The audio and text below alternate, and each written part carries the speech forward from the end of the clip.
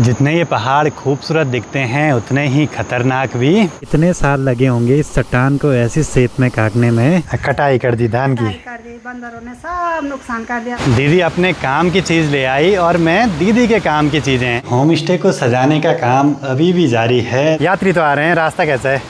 जगह जगह पर तो टूटा हुआ है। दिन के 11:15 बजे जैसे बाहर निकले तो माहौल आज कुछ ऐसा है इन पहाड़ों का। तो सबसे पहले आप सभी को मेरा प्यार व नमस्कार। मेरा नाम है आलोक राणा और स्वागत है आप सभी का देवभूमि उत्तराखंड के इन खूबसूरत पहाड़ों से। सुबह चौखंबा पर्वत सामने दिखाई दे रहा था, लेकिन दिन बढ़ते बढ़ते चारों ओर से आगे खूब सारे बादल। आजकल गांव के चारों ओर बस हरे भरे से खेत, जिनमें की अब फसल बस पक के तैयार होने ही वाली है। और माँ आज गई है ठीक सामने वाले खेत में, वहाँ धान की कटाई करके ढेर भी लगा दी अभी। और धीरे धीरे अब कटाई की शुरुआत हो रही है, तो 1 महीने के भीतर पूरे सारे खेत खाली हो जाएंगे यहाँ धान के।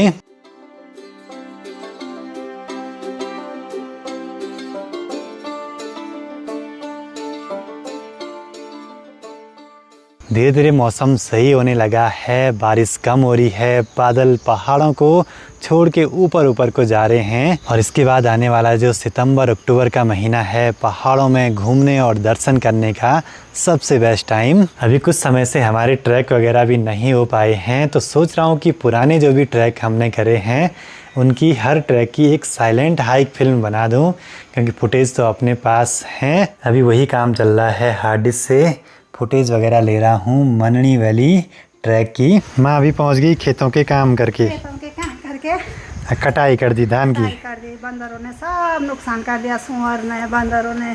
शायद वहाँ आसपास हमारा पहला खेत है जिसमें माँ ने पहले ही कटाई कर दी, जबकि धान की फसल सामने गोंडार रांसी गांव से, मतलब जो ऊंचे ऊंचे स्थानों वाले गांव हैं, वहाँ से नीचे शहरों की तरफ जाती है पक्के। और माँ प्रीति के लिए कुछ मूंगफली ले आई थी, पर ये आजकल सीलन से खराब हो रहे हैं, तो इनको सुखाने के लिए रख रहे हैं धूप पे। अभी टाइम करीब 2:45 हो रहे हैं और मुझे जाना है जरा कुंड तक, क्योंकि दीदी आ रही है देहरादून से।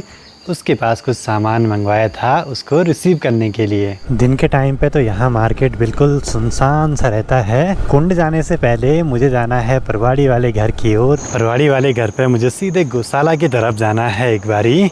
वहाँ से कुछ ककड़ी वगैरह रख देंगे प्रीति और दीदी के लिए। पर एक दिक्कत है, ठीक सामने के पहाड़ों से बारिश भी होगी शुरू।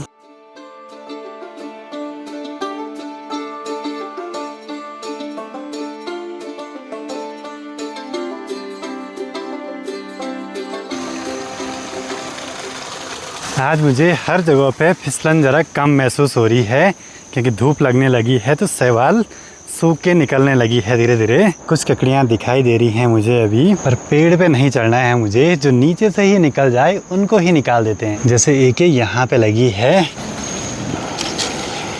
इतनी अगर 2-3 भी हो जाएं तो बहुत हैं। और ककड़ी को ऐसे घुमा के निकालने में बढ़िया रहता है, क्योंकि जो मेन बेल है उस पर भी असर नहीं पड़ना चाहिए ककड़ी निकालने का। ये हैं बिल्कुल सॉफ्ट वाली ककड़ियाँ, बिल्कुल स्वादिष्ट होती हैं, रसीली सी। अब ले चलते हैं इनको यहाँ से सीधे घर की ओर। मौसम का कोई भरोसा नहीं, ज़्यादा लेट नहीं कर सकते हैं ऐसे में। आज तो यहाँ गौशाला जाने वाले रास्ते में भी पानी बहुत कम हो गया। आजकल का कलियो यही चीज़ें होती हैं, साग सब्जियां, ककड़ियाँ वगैरह। अब कुंड है यहाँ से करीब 12 से 15 किलोमीटर की दूरी पे। आजकल ये वाले रास्ते भी बिल्कुल सुनसान से हैं और कई लोग पूछते हैं कि मधमेश्वर भगवान जी के मंदिर में कब तक दर्शनों के लिए आ सकते हैं। लगभग नवंबर 20 तारीख के आसपास तक कपाट खुले रहते हैं धाम में। उसके बाद 6 महीने भगवान जी की पूजा अर्चना होती है ओमकारेश्वर मंदिर ऊखीमठ में। बाकी जैसे ही ऊखीमठ के पास में पहुँचे तो सामने यहाँ से भी बारिश आ गई और यहाँ से ये लगे जा रही है। बाकी पूरे रास्ते भर में ऐसे कई सारे वाटरफॉल दिखाई देते हैं आजकल, जिनमें कि खूब सारा पानी लगातार बहते रहता है। यहाँ से कुछ मिठाई वगैरह भी रख लेते हैं एक बारी। आजकल तो इन पहाड़ों का मौसम कब बदल जाए कुछ भी पता नहीं चलता है। बाकी यहाँ से ये राइट का रास्ता जा रहा है ओमकारेश्वर मंदिर ऊखीमठ के लिए। बाकी यहाँ पे ये पेट्रोल पंप बनने का काम भी लगातार जारी है। बाकी ये वाला वाटरफॉल भी आजकल बहुत ज़्यादा आया हुआ है और ये तो साल भर बहता रहता है। सोचे कितने साल लगे होंगे इस चट्टान को ऐसी शेप में काटने में। जैसे यहाँ कुंड में पहुँचा तो दीदी मेरे से पहले यहाँ तक पहुँच गई। बाकी आजकल यहाँ नीचे देखिए नदी का पानी, और इसको देख के सर घूम भी रहा है। यहाँ पे है दीदी लोगों की गाड़ी। ऐसी जगहों पे आजकल डर भी रहता है। ये लोग भी पहुँच गए। यही पढ़ना है। हाँ बाली भांजा, क्या हाल है? मानना पड़ेगा भाई दीदी को, आज भी अकेले ही देहरादून से यहाँ तक गाड़ी ले आई। अब तो कुंड में यहाँ पे बोर्ड भी लग गया और सामने पे दोनों पुलों से गाड़ियाँ चलती रहती हैं लगातार।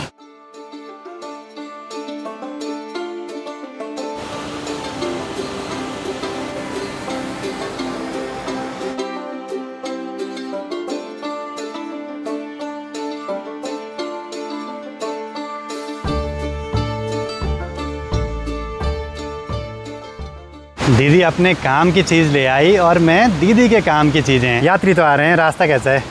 जगह जगह पर तो टूटा हुआ है। अच्छा, मतलब लैंडस्लाइड हर जगह पर हो रखा है, लेकिन मशीन भी लगी हुई है। ऐसा नहीं है कि बंद हो रखा कहीं पर। ऐसा अच्छा, कहीं बारिश तो आज कहीं नहीं मिली। हाँ, पर वैसे हो रखा भादों के महीने, रात में बारिश, दिन में धूप, फिर टूटता रहता है। ठीक है, आराम से जाना फिर है।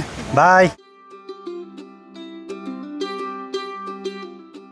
बाकी यहाँ से लेफ्ट का रास्ता पुल क्रॉस करके सीधे केदारनाथ धाम की ओर, लेकिन हमें इस वाले गेट से जाना है मधमहेश्वर घाटी की ओर। आजकल जगह जगह पे ऐसे लैंडस्लाइड हुआ रहता है यहाँ, और नीचे जो बैरिकेटिंग करी रहती है वो भी टूट जाती है। अभी ये पानी बिल्कुल साफ था और अभी मटमैला होने लगा है। शायद ऊपर कहीं बारिश हो रही है। अभी ऐसी लोकेशन पे रुका हूँ, यहाँ से ये पैदल रास्ता नीचे विद्यापीठ के लिए जा रहा है, और ठीक सामने पे ये वाला एरिया पूरा नीचे खिसकते जा रहा है, और इसके ठीक ऊपर है गुप्तकाशी मार्केट।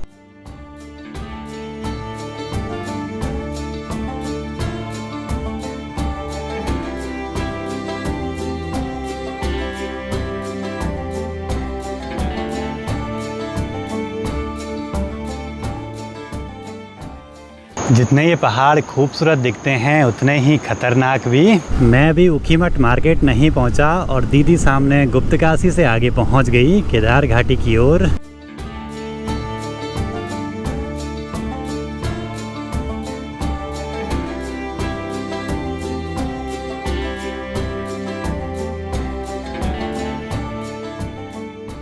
घर की ओर आगे बढ़ते हुए अभी बूंदाबांदी शुरू होने लगी है। आगे तो और भी तेज बारिश मिलने वाली है हमें।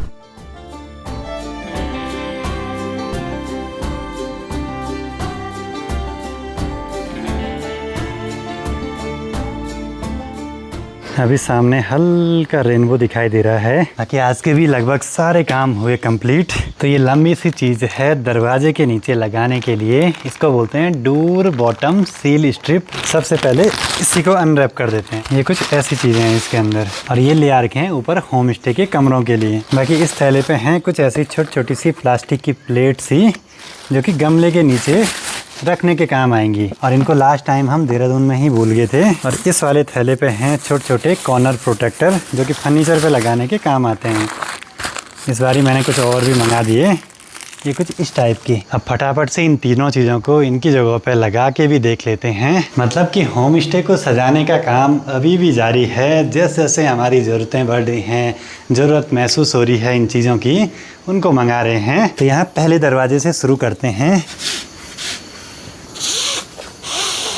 थोड़ा सा बड़े हैं, यहाँ से काटने पड़ेंगे। और दूसरे कॉर्नर प्रोटेक्टर ये ले आ रखे हैं यहाँ पे, जो ये अपना डाइनिंग टेबल है। ऊपर का कॉर्नर तो ऐसे राउंड है, लेकिन यहाँ नीचे का कॉर्नर इस पे लगाना पड़ेगा, पैर लगने का डर रहता है। चीज़ें हैं ये छोटी छोटी, लेकिन बड़े काम की हैं, जिससे कि कॉर्नर पे पैर भी ना लगे और माइका भी ना टूटे। चलो जी, चारों कोनों पे लगा दिए हैं अच्छे तरीके से। अब ये यहाँ से काटने बाकी रह गए हैं, तभी दरवाज़ा लग पाएगा अच्छे से।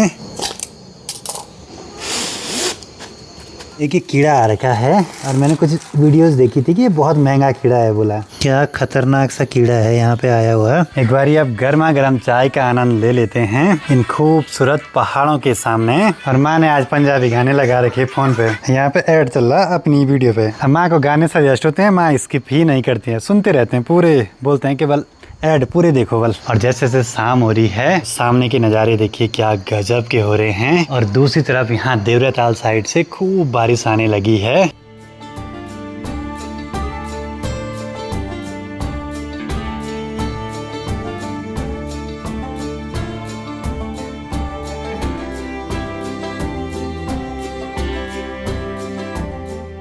और शाम के टाइम पे यहाँ इन सीढ़ियों पे बैठ के सामने चौखंबा पर्वत को निहारना बादलों के बीच से और इंतज़ार करना कि कब अपने दर्शन दे बढ़िया से, अलग ही अनुभव है भाई। सनसेट होने के बाद ठंडी ठंडी हवाएं चलने लगी हैं और अक्टूबर 15 तारीख से तो जैकेट भी निकलने लग जाते हैं यहाँ पहाड़ों में। होम स्टे के लिए हमें हीटर वगैरह भी ले आने हैं जो कि सर्दियों में काम आएंगे। देखते हैं भाई, इस बारी मैंने सोचा है कि रॉड वाले से बढ़िया एक ऑयल वाला जो आता है वो ले आएंगे। देखते हैं भाई हम अपने इस होम स्टे के काम को कैसे अच्छे से अच्छा मैनेज कर पाते हैं, वो तो आने वाला समय ही बताएगा। बाकी अगर आप लोग भी आना चाहते हैं हमारे इस चौखंबा दर्शन होम स्टे में तो डिस्क्रिप्शन बॉक्स में दिए गए नंबर पर कॉल या व्हाट्सएप के माध्यम से अपनी बुकिंग्स कंफर्म करवा सकते हैं।